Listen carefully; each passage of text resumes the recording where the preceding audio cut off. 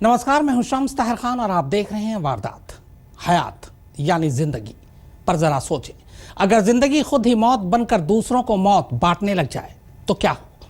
Paris में हुए हमले की कहानी कुछ ऐसी ही है, क्योंकि इस हमले में जिस हयात पर बेगुनाहों को मौत देने का इल्जाम है, इत्तेफाक से उसका नाम हयात ही है। पर हयात को लेकर मामले में एक नया ट्विस्ट आ गया है। दरअसल फ्रेंच पुलिस का दावा है कि पेरिस हमले के दौरान हयात मौका वारदात पर मौजूद थी, जबकि पेरिस से 3000 किलोमीटर दूर तुर्की पुलिस का कहना है कि तब हयात टर्की में थी। अब एक हयात एक साथ दो जगह कैसे हो सकती है?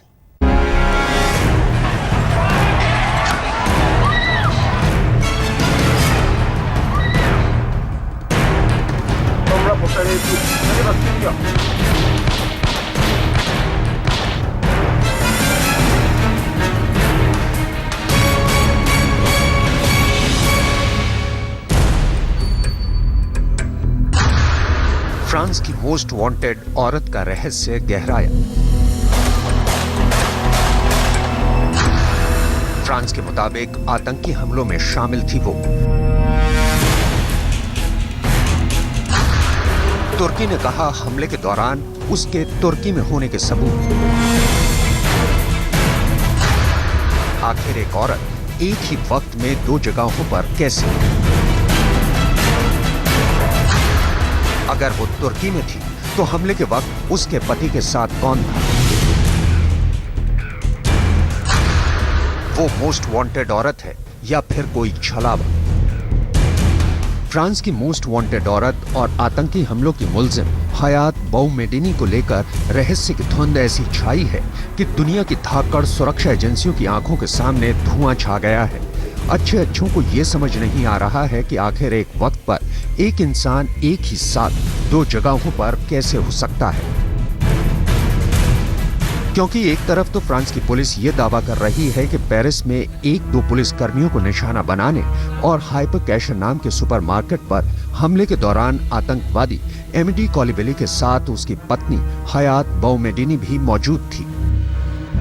वहीं दूसरी तरफ फ्रांस से 3500 किलोमीटर दूर तुर्की की सरकार ये कह रही है कि हमले के दौरान कोलिबेली की पत्नी बौमेडिनी तो किसी और लड़के के साथ तुर्की में देखी गई, और न सिर्फ देखी गई बल्कि तुर्की की एजेंसियों ने लगातार उसका पीछा भी किया। अब सवाल यही है कि अगर हमले के दौरान बौमेडिनी तुर्की में थी तो पेरिस में कोलिबेली के साथ कौन था, और अगर वो कोई दूसरी औरत थी तो फिर फ्रांस पुलिस ने हमलों के दौरान बौमेडिनी को वहां देखने की बात कैसे कही, और कैसे पुलिस ने बौमेडिनी को इस हमले का मोस्ट वांटेड करार दे दिया। लेकिन इससे पहले हम रहस्यों के इस धुंध में और गहरे जाएं, आइए आपको एक सीसीटीवी फुटेज दिखाते हैं जो फ्रांस की व्यंग्यात्मक न्यूज मैगजीन चार्ली हेब्दो के दफ्तर पर हुए हमले से ठीक 5 दिन पहले 2 जनवरी को तुर्की में रिकॉर्ड हुआ। गौर से देखिए, ये तस्वीर है इस्तांबुल के सबीहा गोकेन एयरपोर्ट के चेक इन काउंटर की, जहां विदेशों से पहुंचने वाले तमाम मुसाफिर अपने कागजातों की जांच करवाकर आगे बढ़ रहे हैं। और इसी कड़ी में इस चेक इन काउंटर पर एक लड़के के साथ तकरीबन 25-26 साल की एक औरत भी नजर आती है, जिसने अपने सर पर स्कार्फ बांध रखा है। दोनों एक एक कर अपने पासपोर्ट चेक इन काउंटर पर बैठे शख्स के हवाले करते हैं और फिर उनकी जांच करवाने के बाद आगे बढ़ जाते हैं। कुछ समझ में आया? अगर नहीं तो चलिए हम ही बताए देते हैं। तुर्की सरकार की माने तो 2 जनवरी को उनके एयरपोर्ट के चेक इन काउंटर पर एक लड़के के साथ पहुंचने वाली ये औरत कोई और नहीं बल्कि वही हयात बौमेडिनी है, जिसे फ्रांस पुलिस वहां हुए आतंकवादी हमलों की मुलजिम बताते हुए तलाश कर रही है। बल्कि तुर्की के विदेश मंत्री मेवलूत कावुसोगल ने यहाँ की एक न्यूज मैगजीन से कहा कि इसके बाद बौमेडिनी किसी शख्स के साथ इस्तांबुल के ही एक होटल में ठहरी थी, जहां से 4 जनवरी को वो अपने साथी के साथ तुर्की के बॉर्डर तक गई थी और 8 जनवरी को बॉर्डर पार कर सीरिया के उस इलाके में दाखिल हो गई जहां इन दिनों इस्लामिक स्टेट यानी ISIS का कब्जा है। तुर्की की माने तो 2 से लेकर 8 जनवरी तक बौमेडिनी का मोबाइल फोन भी उनके इलाके में एक्टिव था और सर्विलांस में था। इसके बाद 9 जनवरी को मैड्रिड के लिए उसका रिटर्न टिकट भी बुक था, लेकिन उसका इस्तेमाल नहीं हुआ। अब अगर तुर्की की ये बातें और सीसीटीवी फुटेज सही है तो फिर सवाल ये उठता है कि अगर वो हमले के दौरान यानी 8 और 9 जनवरी को तुर्की और सीरिया में रही, तो फिर फ्रांस पुलिस उसे मौका वारदात पर देखने का दावा कैसे कर रही है? और अगर वो वाकई हमलों के गुनहगार नहीं है, तो फिर इसी हमले के बाद से अपने घर से रहस्यमयी तरीके से गायब क्यों है? और सबसे अहम ये कि इस वक्त बाउमेडिनी कहाँ है? जाहिर है इन तमाम सवालों ने फिलहाल हर किसी को उलझा कर रख दिया है। आज तक ब्यूरो। तो क्या पेरिस पर हुआ हमला अलकायदा और आईएस का एक ज्वाइंट ऑपरेशन था?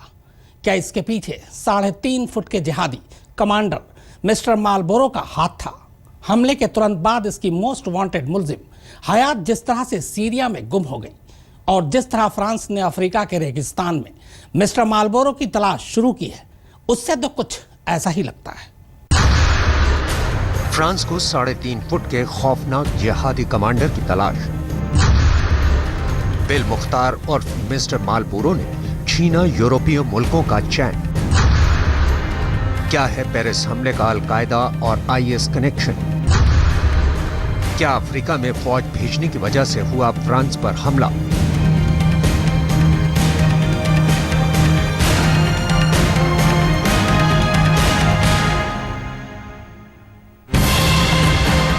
एक तरफ फ्रांस की एलीट एंटी टेरर पुलिस जहां पेरिस हमले के बाद मोस्ट वांटेड हयात बाउमेडिनी को ढूंढ रही है, वहीं दूसरी तरफ फ्रांस की फौज का एक अहम हिस्सा अपने मुल्क की सरजमी से तकरीबन 350 किलोमीटर दूर अफ्रीका के रेगिस्तानों में फकत 3.5 फुट के खौफ की तलाश में खाक छान रहा है। 3.5 फुट का खौफ यानी मुख्तार बिल मुख्तार उर्फ मिस्टर मालबोरो उर्फ एक आंख वाला जिहादी कमांडर। जी हां, कुछ यही पहचान है अफ्रीका के रेगिस्तान से यूरोप की नाक में दम करने वाले इस खौफनाक जिहादी कमांडर की। उस कमांडर की जिस पर हाल ही में दर्जन भर से ज्यादा युद्धबंदियों का खुद अपने ही हाथों से सर कलम करने का भयानक इल्जाम है।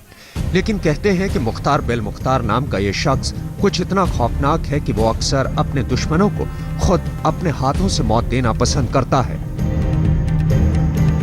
दरअसल Mali, Niger, Chad, Burkina Faso, Nigeria, Algeria और लीबिया जैसे मुल्कों में आज से नहीं बल्कि सालों से इस्लाम के नाम पर खौफ और दहशत का कारोबार जारी है। इन मुल्कों में अब तक नामालूम कितने ही लोग जिहाद के नाम पर मौत के घाट उतारे जा चुके हैं और दूसरी ओर यूरोपीय देश खुद अपनी दहलीज पर मजहब के नाम पर हो रहे इस कत्लेआम को देख रहे हैं। इराक का उदाहरण पहले ही उनके सामने है। ऐसे में अब वो इन अफ्रीकी मुल्कों में बढ़ते इस खौफ को हर सूरत पर रोकना चाहते हैं और यहीं से नए टकराव की शुरुआत होती है।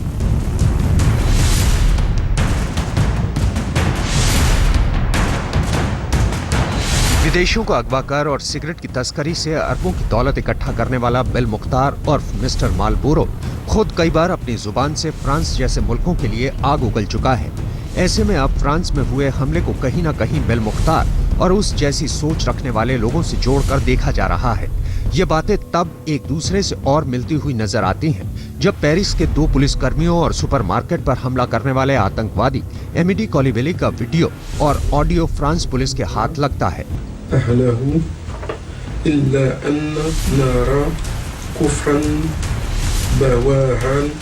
दरअसल शार्ली हेब्दो पर हुए हमले के ठीक बाद शूट किए गए इस वीडियो में कोलिबेली न सिर्फ उस हमले को जायज ठहराता हुआ नजर आ रहा है बल्कि एक खास मजहब के लोगों को सताए जाने की शिकायत भी कर रहा है। और ठीक इसके दूसरे दिन पेरिस के सुपरमार्केट हाइपर कैशर में उसके हमले के दौरान जो ऑडियो रिकॉर्ड हुआ वो भी कुछ ऐसा ही है। फ्रेंच रेडियो की ओर से जारी इस ऑडियो में कोलिबेली ये कहते हुए सुना गया कि अगर उन पर हमले नहीं हुए होते तो वो आज ऐसा नहीं कर रहा होता। कोलिबेली ने यहाँ तक कहा कि लोग उन्हें यानी एक खास मजहब के लोगों को अकेला क्यों नहीं छोड़ देते।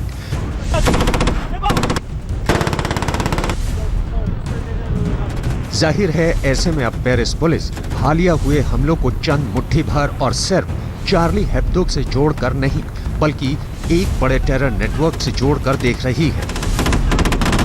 आज तक ब्यूरो।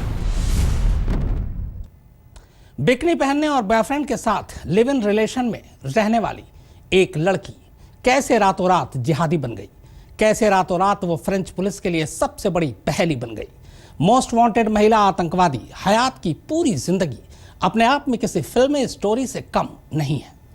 हयात बोमेडिनी, सुपरमार्केट की हमलावर, फ्रांस की मोस्ट वांटेड वुमन। जी हां, हयात बोमेडिनी यानी वो खूबसूरत बला जिसके सिर पर सुपरमार्केट के 4 बेगुनाहों के कत्ल के साथ साथ आतंकवादी हरकतों में शामिल होने का संगीन इल्जाम है, और जो सालों से पुलिस की रडार में होने के बावजूद हर बार पुलिस को धोखा देने में कामयाब हो जाती है। लेकिन इससे पहले कि हम आपको हयात बोमेडिनी की तलाश के बारे में कुछ और बताएं, आइए पहले आपको उसके बिकनी से लेकर बुर्के तक की चौंकाने वाली जिंदगी के बारे में तफसील से बताते हैं। फ्रांस पुलिस की माने तो हयात बोमेडिनी अभी नहीं बल्कि कई सालों से अमेडी कोलिबेली के साथ रह रही थी, और अमेडी की तरह ही उसका भी इतिहास दागदार रहा। 2010 में उसकी मुलाकात डकैती के इल्जाम में 10 सालों के लिए सलाखों के पीछे गए अमेडी कोलिबेली के साथ एक जेल के बाहर हुई थी। हकीकत यह है कि इस वक्त फ्रांस पुलिस के लिए मोस्ट वांटेड बनी हयात बोमेडिनी का नाम कोई पहली बार पुलिस के सामने नहीं आया है, बल्कि इससे पहले साल 2010 में भी एक बार फ्रांस पुलिस ने आतंकवादी हरकतों के सिलसिले में उससे पूछताछ की थी। लेकिन इससे पहले कि उसके खिलाफ पुलिस कोई सख्त कार्रवाई करती, वो चकमा देकर फिर से आतंकवादी हरकतों में शामिल होती रही। और तो और उसने अपने बॉयफ्रेंड के साथ मूरत में अपने आला कमान बेघाल के घर पर ही हथियार चलाने की ट्रेनिंग भी हासिल की। आज तक ब्यूरो। यह पेरिस पुलिस के लिए सबसे बड़े इम्तिहान की घड़ी थी। गरज ये कि 2 आतंकवादियों ने एक पूरे के पूरे सुपरमार्केट को बंधक बनाकर रखा था, और दोनों मार्केट में फंसे बेगुनाहों की जिंदगी की कीमत पर सबसे बड़े गुनहगारों के लिए जिंदगी चाहते थे। लेकिन तभी कुछ ऐसा हुआ कि देखने वालों की आंखें फटी की फटी रह गई। सबसे बड़ा खौफ हमेशा हमेशा के लिए खामोश हो चुका था। तारीख 9 जनवरी 2015, वक्त शाम के करीब 4:55। जगह मशहूर सुपरमार्केट हाइपर कैशर, पेरिस।